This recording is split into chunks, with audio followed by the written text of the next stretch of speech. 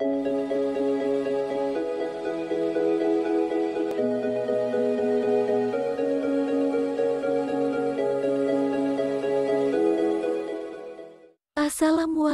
warahmatullahi wabarakatuh.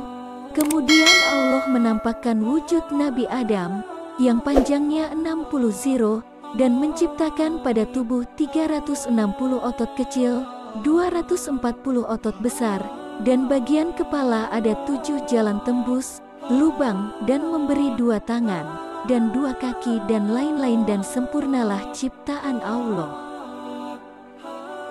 Maha suci Allah, sebaik-baiknya zat yang menciptakan para makhluk. Abu Musa al-Asy'ari berkata, sewaktu Allah menciptakan farji Adam, Allah berfirman, "Ini adalah amanahku, maka janganlah engkau menggunakannya, kecuali pada haknya." Ibnu Abbas berkata, Allah menciptakan 3 perkara dengan tangannya sendiri. Yang pertama adalah Adam, yang kedua adalah pohon tuba, dan yang ketiga adalah papan yang di dalamnya tertulis kitab Taurat. Kata tangan di sini artinya bukan berarti tangan seperti manusia. Firman Allah dalam Al-Quran yang artinya sesungguhnya keadaannya apabila Dia menghendaki sesuatu hanyalah berkata kepadanya, jadilah, maka terjadilah ia. Quran Surat Yasin ayat 82. Ibnu Abbas berkata, ketika Nabi Adam masih berupa perongkolan tanah liat, iblis melewatinya dan mengetuk perut Nabi Adam dengan jarinya, dan sebab ketukan itulah jadilah pusar pada perut Nabi Adam. Dari itulah yang namanya pusar adalah petilasan dari ketukan iblis. Sebab musababnya iblis mengetuk perut Adam adalah dia ingin tahu apakah ciptaan Allah itu bisa bolong apa buntu, dan ketika mengetahui kalau itu bolong, maka iblis masuk pada perut Nabi Adam dan menerobos ke anggota-anggota tubuh, mulai dari dalam sampai luar dan sampai pada otot-otot kecuali hati, karena pada hati siapapun tidak bisa menerobos selain Allah. Iblis tidak diberi kemampuan menerobos hati karena hati adalah Baitur Robi. Oleh karena inilah dikatakan bahwa sesungguhnya setan itu berjalan sebagaimana tempat aliran darah. Ibnu Abbas berkata, ketika Allah mau meniupkan ruh pada jasad Adam, maka Allah mengutus ruh agar masuk pada tubuh Adam mulai dari kepala. Diceritakan bahwa ruh tersebut membangkang dan enggan masuk dan protes pada Allah, "Ya Tuhan, bagaimana mungkin saya masuk pada tempat yang gelap?" Kemudian Allah memanggilnya 3 kali, tapi ruh tadi tidak menghiraukan. Akhirnya dimasukkanlah ia dalam jasad dengan paksa. Maka Allah memberi wahyu padanya, "Andai kamu mau masuk dengan tulus, maka kamu pun keluarnya juga tulus. Tetapi ilmuku sudah tertera di zaman azali, bahwa kamu masuknya secara paksa, maka keluar pun juga dipaksa." Di saat ruh masuk pada otak, ia berputar-putar sampai 100 tahun, lalu turun pada kedua mata. Seketika itu bisa melek, terus melihat pada jasadnya yang masih berupa perongkolan batu bata. Kemudian turun ke lubang hidung, terus bisa menghirup udara, bernafas, dan bersin, lalu turun ke mulut dan lisan. Saat itu Allah memberi ilham untuk memuji, dan berkatalah lisan tadi, "Alhamdulillahirobbil alamin." Segala puji bagi Allah Tuhan semesta alam, dan Allah menjawab, "Yarhamuka Robbuka ya Adam, hazal laka wali zuriyatika." Tuhanmu telah merahmatimu wahai Adam, dan ini untukmu dan anak cucumu. Oleh sebab inilah sunnah untuk mendoakan orang yang bersin. Diceritakan, saat Adam memuji Allah, maka Allah menjawab, "Karena inilah aku menciptakanmu wahai Adam."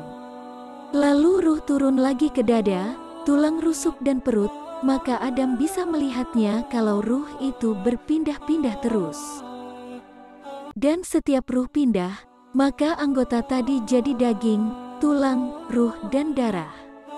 Di saat ruh sudah sampai di lutut, Maka Adam tergesa-gesa untuk berdiri, tapi tidak mampu. Maka Allah berfirman, manusia telah dijadikan bertabiat tergesa-gesa. Quran Surat Al-Anbiya ayat 37. Dan di saat ruh merata di seluruh jasad, maka Adam bergerak, berdiri sempoyongan, dan sampurnalah ciptaan Allah dengan izin Allah yang maha menghidupkan tulang-tulang yang sudah hancur. Al-Hafiz Ismail Asadi berkata, saya membaca keterangan banyak dalam kitab Injil, di antaranya hitungan jam dalam sehari semalam itu ada 24 jam, yang mana anak cucu Adam bernafas 30.000 kali, di setiap jam bernafas 1250 kali. Dan ini adalah keterangan yang langka. Al-Azizi berkata, sesungguhnya ruh masuk di jasad Nabi Adam pada siangnya hari Jumat yang berlangsung selama 7 jam, dan itu adalah jam akhirat. Kemudian Allah memberi baju sutra dari surga yang penuh dengan perhiasan, dan memakaikan mahkota yang terbuat dari emas yang dicampur dengan mutiara. Mahkota tadi punya 4 sudut. Di setiap sudut terdapat mutiara yang besar dan bersinar sebagaimana sinar matahari, dan Allah memberikan cincin kemuliaan dan memberi ikat pinggang yang dipenuhi dengan ridho-Nya. Juga memberi celana hijau yang terbuat dari sutra, dan nampaklah di keningnya sinar cemerlang sebagaimana sinar matahari, dan sinar itu adalah Nur Muhammad Shallallahu Alaihi Wasallam. Kemudian Allah mengutus malaikat agar menggendong Adam di pundaknya untuk keliling di langit sampai 7 tingkatan. Akhirnya, mereka berkeliling sampai sekitar 100 tahun, sehingga melihat keajaiban-keajaiban di sana. Kemudian Allah mengutus malaikat untuk membuatkan mimbar dari emas, dan Allah memberikan pengetahuan pada Adam semua nama-nama sesuatu, yaitu firman Allah yang artinya, dan Dia mengajarkan kepada Adam nama-nama benda-benda seluruhnya. Quran Surat Al-Baqarah ayat 31. Kemudian Adam naik di mimbar dan berdiri tegak, tangannya memegang tongkat yang terbuat dari cahaya, dan itu terjadi pada hari Jumat waktu tergelincirnya matahari.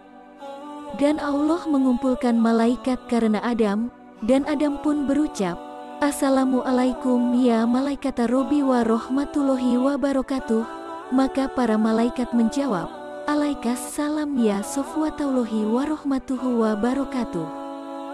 Dan Allah berfirman, wahai Adam, ini adalah penghormatan untukmu dan anak cucumu sampai hari kiamat nanti. Ketika Adam khutbah, ia berucap, Alhamdulillah, maka hal itu jadi kebiasaan, rukun dalam khutbah. Pertama kali orang yang khutbah di hari Jumat adalah Adam. Kemudian Allah memperlihatkan semua nama-nama benda pada malaikat, dan Allah berfirman, sebutkanlah kepadaku nama benda-benda itu jika kamu memang benar orang-orang yang benar. Mereka menjawab, Maha suci Engkau, tidak ada yang kami ketahui selain dari apa yang telah Engkau ajarkan kepada kami. Allah berfirman, wahai Adam, beritahukanlah kepada mereka nama-nama benda ini. Maka, setelah diberitahukannya kepada mereka nama-nama benda itu, Allah berfirman, bukankah sudah kukatakan kepadamu, bahwa sesungguhnya aku mengetahui rahasia langit dan bumi, dan mengetahui apa yang kamu lahirkan, dan apa yang kamu sembunyikan?